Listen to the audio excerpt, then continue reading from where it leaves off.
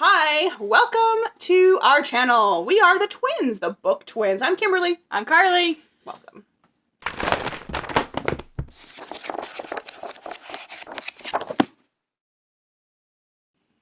All right, so today we are going to talk about a series that Kymberlee has read and I have not. Yes. And so that series that we're going to talk about is the Shatter Me series. Absolutely. Who's it by? I don't know how to pronounce her name. Let's get it out. It's on the screen. Do we have it on here somewhere? You can edit it out. I know we do. It's right here. Somewhere on the Just shelf. edit that out.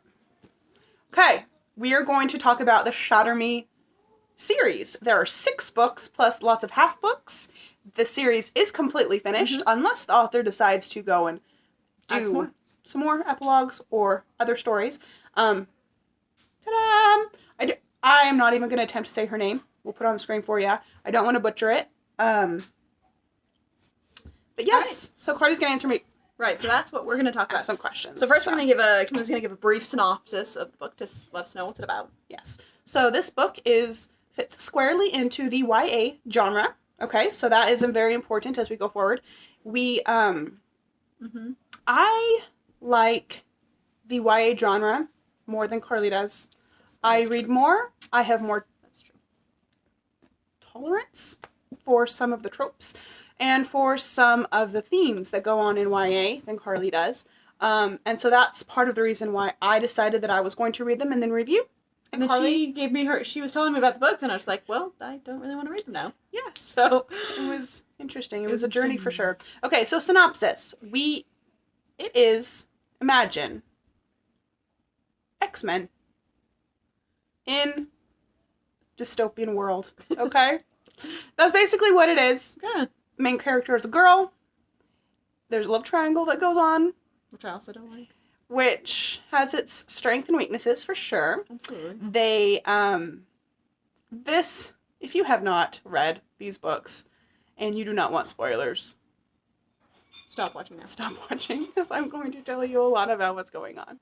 I have lots of thoughts. Okay, so you have this girl that the book starts out, and she is in a insane asylum in solitude. And she has been there for a little under a year, and she is really struggling with her sanity, okay? And the author does this thing where she is trying to depict how the insane versus sane the main girl is.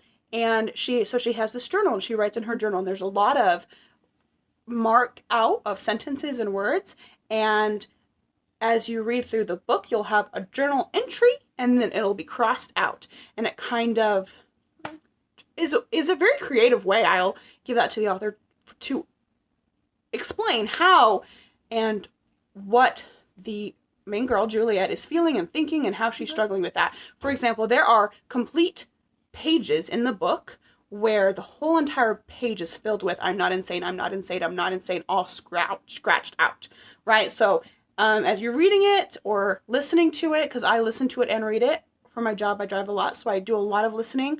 I am just listening to her saying, "I'm not insane, I'm not insane, I'm not insane, I'm not insane, I'm not insane," and it makes me insane. Like, let me just tell you, and it is very bothersome. And then you hear a scratch out because she's trying to convince herself that she is sane or she isn't insane. It's a journey, okay? And as it goes out, she has these powers that she doesn't know what to do with, so there's that trope. She meets this guy, and how they overcome and save the world. Essentially, that's what the story is about, and there's character developments, and it is a ride.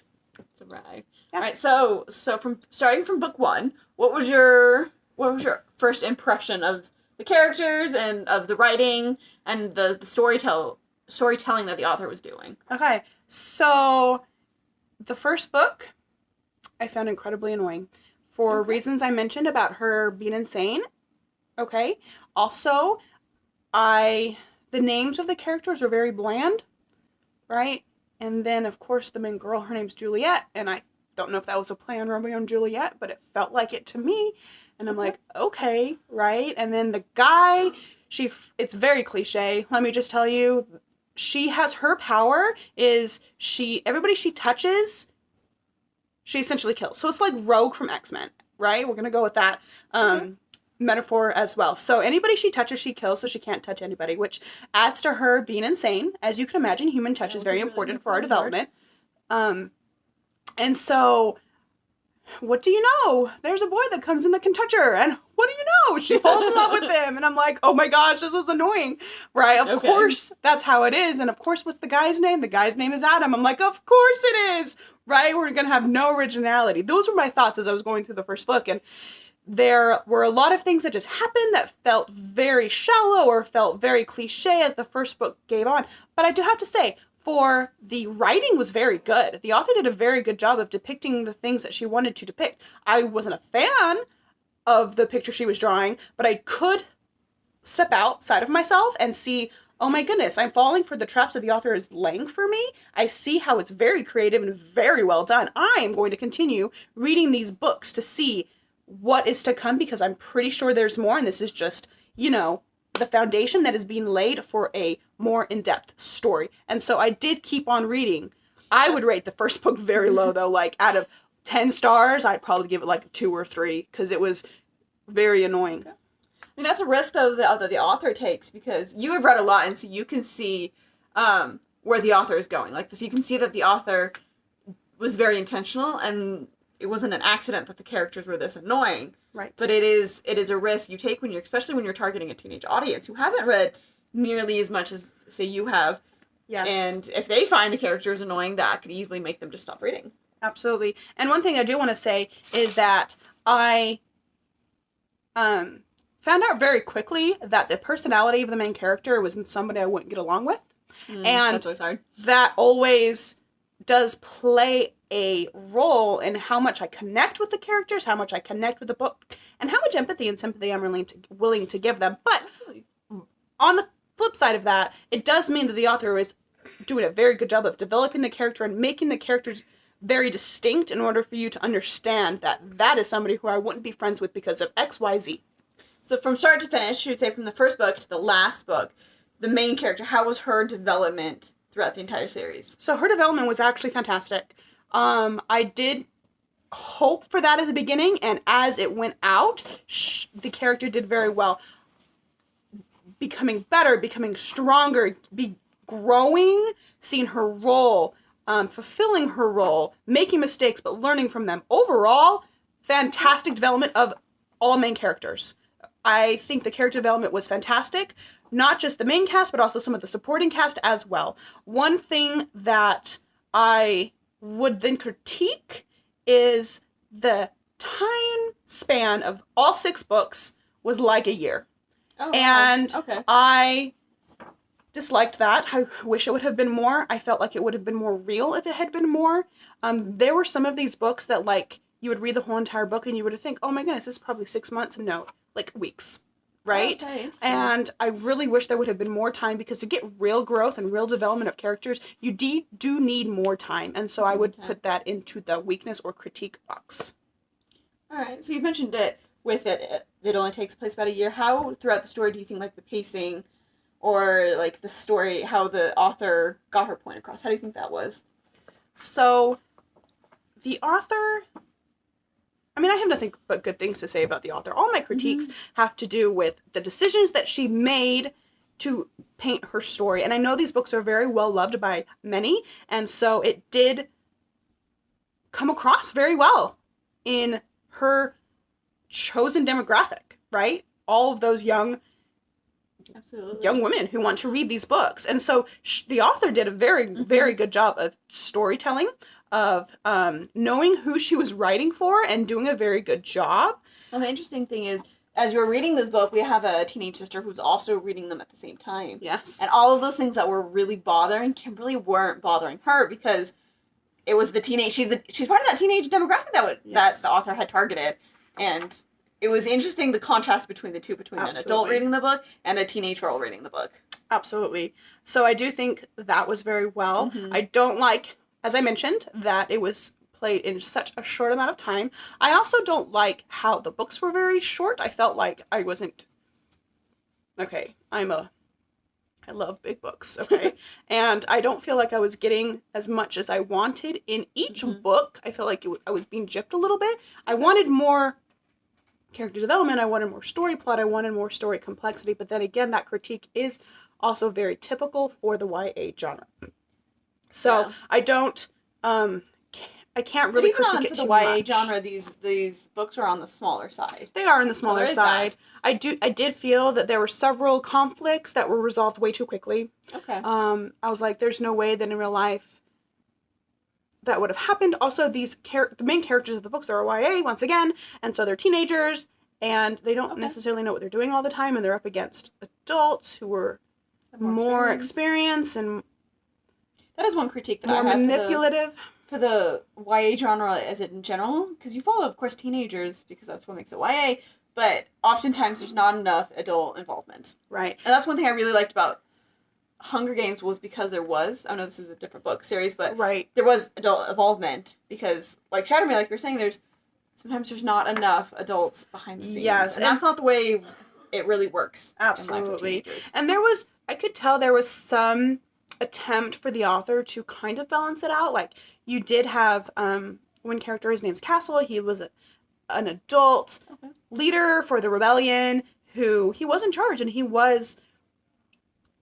did play a major role, but he, second half of the series, stepped back for reasons, and then he didn't play a big enough role, and I'm like, it's just really frustrating because that's not how life works. Like, the world isn't run off of a 17-year-old. That's just not how it is. And plus, especially Juliet, this teenager, she is very heavily run by her emotions, which is typical for a teenager, but then you're going to place the salvation of the whole entire world on this teenager and her emotions and whether or not she is being pleased by what's going on in her love life. Yes, a little bit unrealistic, and it's a little bit frustrating coming from an adult who works in adult society and knows that teenagers have their place. Please do not hate us if you're a teenager. We love you. We do like teenagers. Alright, so what would be the strengths for this book series? Okay. Alright, so strengths definitely. It's kind of a accumulation of everything we've said. Right, I do like the structure of how the dystopian in the world was depicted. I do like that. It was very cool. The whole entire world was divided into different sectors, and you had leaders of the different sectors, and you had children of the different sectors of the rulers and stuff. And so that was really good fascinating, and to see world building, and for how little pages she had, it fit really well. Like I said before, the characters were very well written. I do know that so you have 4 main characters. You have Juliet, you have Aaron, you have Adam, and you have Kenji. And there are more that get introduced to later, but those are the 4 that kind of stick throughout the whole entire series. And each one, I could give you a list of who they are, their strengths, their weaknesses, their likes, their dislikes, how they would react in certain situations, which to me, because they're so distinct, means the author did a good job, and how many, or how few pages she did well. So that was definitely a strength. I do like how there was my emotions were played with a little bit, and I do like how the author did that as well. So awesome. Okay. So what are some drawbacks? What are some weaknesses for the story? Yes, weaknesses is how rocky the first book was. Yeah, that's what's okay. The first book was very rocky. There was a little bit of cliches at the beginning, but she resolved it, so that's good. One thing I did not like how the book ended, how it was resolved at the end, was very weak. I think book 1 came, book 2 was better than book 1, book 3 was better than 2, right? Book 4 came, was better, book 5 kind of was slightly, and then it just kind of fell. Book 6 wasn't as good, it wasn't as climactic, and that kind of didn't have a strong finish. Finish. Gave me a bad taste in my mouth. And also, I did not like at all how it ended. The big conflict at the end, it's supposed to be the climax, right? Yes. And it was led up to be this thing, and I did not like it. I don't want to ruin it for anybody, but... A bit of lackluster there. Unrealistic. Okay. And a little bit, I feel like she was playing a little bit to the emotions of the teenage girls who she was written in. Wasn't realistic, so there's that. So rate the series as a whole, what rating would you give? Okay, so this is really difficult, right? I would rate the first book less and then more by increments as the series progress. But as a whole, we're doing out of 10? Out of 10. Out of 10. I think we do out of 100. Out of 100, okay. Man, I guess it really just depends on how old you are when you read it. I mean, if you're a teenage girl, you're going to love this series. Like, pick it up and read it right now. You're going to love it. It has all the elements that you're looking for. It's not too long, not too short. It builds upon each other. The characters are really fun. You have different personality quirks. You have a really hot, steamy romance, and so that's always amazing and fun to read as a teenage girl, right? The complexity was a little bit too shallow for me, although it did build. I would probably put it at a C, right? So somewhere in the 70s. I'd probably give it a low C, maybe 71 is probably what I would give it. And honestly, that's being very generous. I would only recommend it if I knew that the demographic was correct. So say it's like a C for the teen demographic, and then for adults, it's more like in the 60s? Yeah, D, maybe an F. Just if you're an adult, just don't read it. Honestly, there are better books out there. Not meant for adults. Right. Okay, fair enough. Tell us what you guys think about this series. What you thought.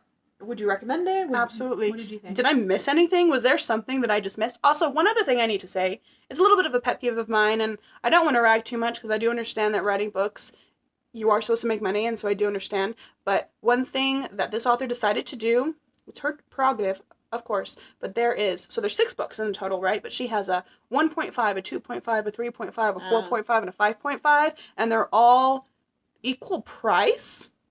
To the main stories. Okay. But they're like half as long, and it's just really frustrating because like I want to read them, but I'm not a huge fan. So did I miss part of the story? That's a question I have for y'all. If y'all have read it and you're like, hey, Kymberlee, listen, these short stories are important for the story as a whole, and you need to understand what's going on to really fully appreciate, let me know. I was just not willing to fork out the money for these half stories that didn't feel like it was worth my money, essentially. Like, it was a full $15 worth for like 2 stories. I think 1.5 and 2.5 came in one, and super short, and I wasn't in love with the story enough to be able to fork out the money, right?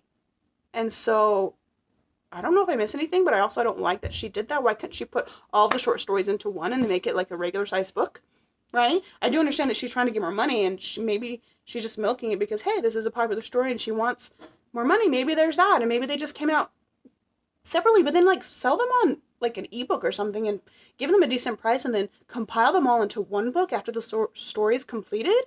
I don't know. That's an option. It's just I wasn't willing to spend the money, and I might have missed something. So I don't know. Let me know. What do you think? Thanks. Bye. Bye.